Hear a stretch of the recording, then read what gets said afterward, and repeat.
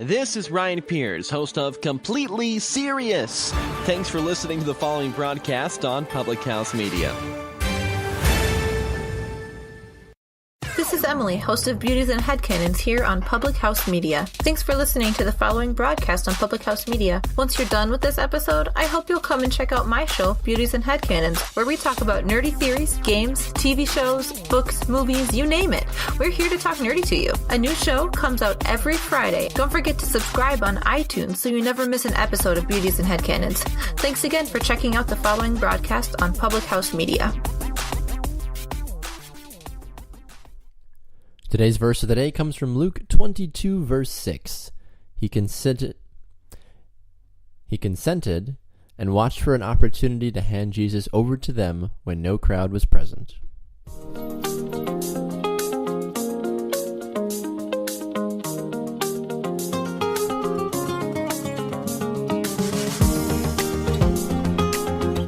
Good morning and welcome to the Verse of the Day podcast presented by Public House Media. I'm Baxter Colburn. Apologies, my brain forgot to work there for the first moment of the show. You ever get that thought? You can be so prepared, so excited, so ready to go, and then all of a sudden you go to open your mouth and your brain is like, wait, what are we doing? What's going on? Yeah, that was exactly what it is. I know the word consented, and now I have it there for you. So he consented. There we go. So now that we got that out of the way, my apologies. I promise I feeling really good this morning. I'm really excited about the show today. So we're continuing on with our Holy Week series here on Verse of the Day podcast. We are also available every single morning at 5 a.m. Central Time, and we are also on Apple Podcasts, iHeartRadio, TuneIn Radio, and on the phmedia.com and Spreaker.com as well too. So a big shout out to all of them for having us on their respective platforms. We are also on social media, so if you want to interact with the show, feel free to do so. Facebook, we are the Verse of the Day podcast, and if you are on Instagram, it's Verse Podcast is how you can find us there. Feel free to check out our daily shareable graphic as well too. And if you want to submit a verse of the day, like we've had numerous people do thus far, feel free to do so. Just send us a message on social media on either of those two platforms, or if you're more of an emailer, you can do that as well too. Just go to verseofthedaypod@gmail.com. The 6 verses that make up this beginning part of chapter 22 are very important to the overall story of Jesus, in my opinion. I feel like we see several key facts present themselves that I hope you don't miss as you hear the full words from this passage. I'm going to read verses 1 through 6 to provide you a full context of what's leading up to our verse of the day. Here's verse 1. Now the feast of unleavened bread, called the Passover, was approaching. And the chief priests and the scribes were looking for a way to put Jesus to death, for they feared the people. Take note of that. Then Satan entered Judas Iscariot, who was one of the 12. Note that. And Judas went to discuss with the chief priests and temple officers how much he might betray Jesus to them. How he might betray Jesus to them. They were delighted and agreed to give him money. Judas consented and began to look for an opportunity to betray Jesus to them in the absence of a crowd. Note that as well too.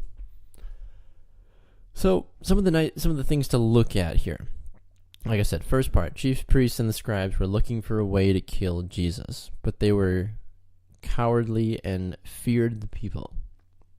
You ever realize that when you're about to potentially go do something wrong, that you try to do it kind of quietly? Because we realize that most of the time what we're doing is wrong. When we're doing something wrong is wrong. If you're going to cheat on your test, you're not going to let the teacher know. Be like, excuse me, teacher, I'm about to go and cheat on my test. I just want you to be aware of that. No, you're very quiet. You're very reserved. You're trying to see if you can get a couple answers off of your friend Jim over there, who, is really smart, and Jim's never gotten a bad grade ever, so why would he start now? So you're trying to get a little bit closer to what Jim's paper is and trying to see. So you're not out there announcing that. When you know you're about to do something bad, usually you feel that little tug at your heart, your little tug at your soul, and that's the Holy Spirit, that's your conscience tapping at you saying, hey, I know you're not doing something right. You know you're not doing something right. Are you sure you still want to keep doing this? And that's, I think, what this is too, is because the chief priests and the scribes were so fearful of what power and what following Jesus had at this time in his life, that they were terrified to try to publicly do something to him, because he has humiliated them numerous times because they could never get their story straight. They never had their facts right. Jesus always found an answer, as we've seen numerous times in the Bible, and the Gospels do a terrific job of outlining that. Really just beating them down in a sense verbally, saying, hey, listen guys, like, you clearly are not true leaders of the law because you don't know what is written, and you're just trying to trick me to make a mistake because you guys are all comfortable with your big cushy jobs with lots of money, and you don't want this new change to come about. I think we're like that in our lives a lot of times. Second point I want to look at is Satan entered Judas. Now, I find that really interesting because I don't necessarily feel like Satan just enters into our soul and lets us know, and not lets us know, but lets the world know, be like, hey, I'm going to go and possess James over there, and I'll be here for a while. Now, sometimes, yes, you can tell when someone is fully just evil and not walking in the light of Christ, but I find it interesting that they phrase it the way they do here in the Bible, and you look at multiple different versions of this as well too, and they have that similar verbiage as well too. So I looked at one of the Bibles that I have. I have a student Bible for the NIV, so it's the Concordia Self-Study Bible, the New International Version. I went to a Lutheran college, so we were able to get these. And I think it has a little footnote, because I was really hoping it would. And it says, Satan entered Judas. In the Gospels, this expression is used on two separate occasions. One, before Judas went to the chief priests and offered to betray Jesus here, and two, during the Last Supper in John 13:27 that we see. Thus, the Gospel writers depict Satan's control over Judas, who had never displayed a high motive of service or commitment to Jesus. Well, isn't that interesting? Can you imagine if we were written down in a book like that as someone that, I mean, obviously, number one, if we were the one that was listed in all of history as the one that, assisted in the plot to kill the most famous figure ever, obviously, we're obviously branded for life. You're never getting back from that. I'm sorry. But if can you imagine if that was well known, though, that our commitment and our service to Jesus was well known, and the disciples, were like, nah, he's not. He's actually not really that, deep into what Jesus is doing. And then that, of course, plays this spiral game of people saying, like, well, then why would Jesus pick him if he knew he was going to betray him? Because Jesus was all about prophecies as well, too. And we had heard this numerous times throughout the Bible that Jesus, the Messiah was going to come, but then he was also going to be betrayed, and Jesus said this several times throughout his time on the earth as well, too.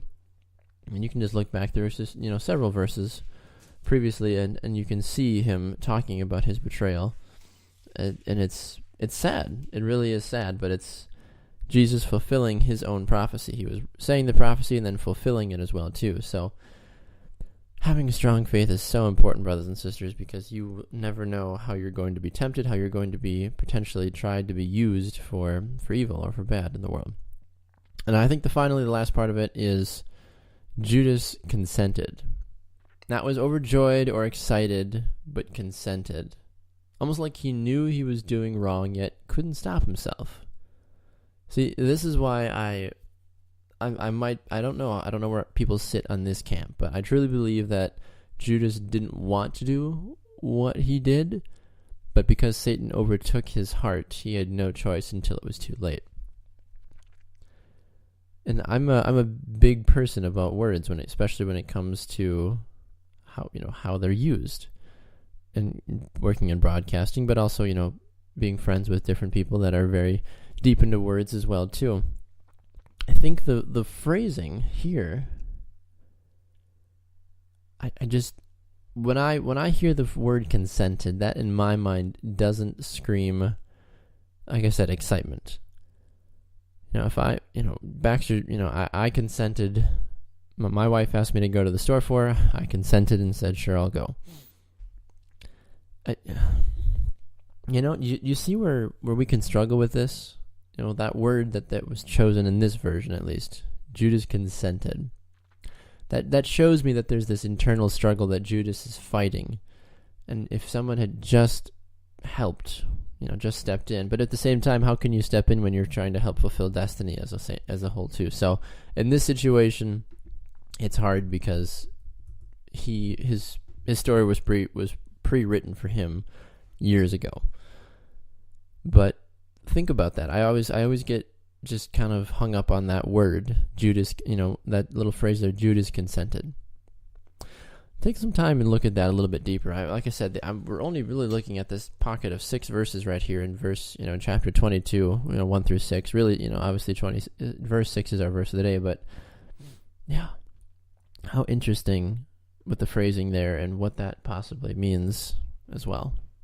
So tomorrow is a big day in Holy Week as we begin to see the beginning of the end of Holy Week. We will focus on the Last Supper and some key things that Jesus says to his disciples during their final hours together.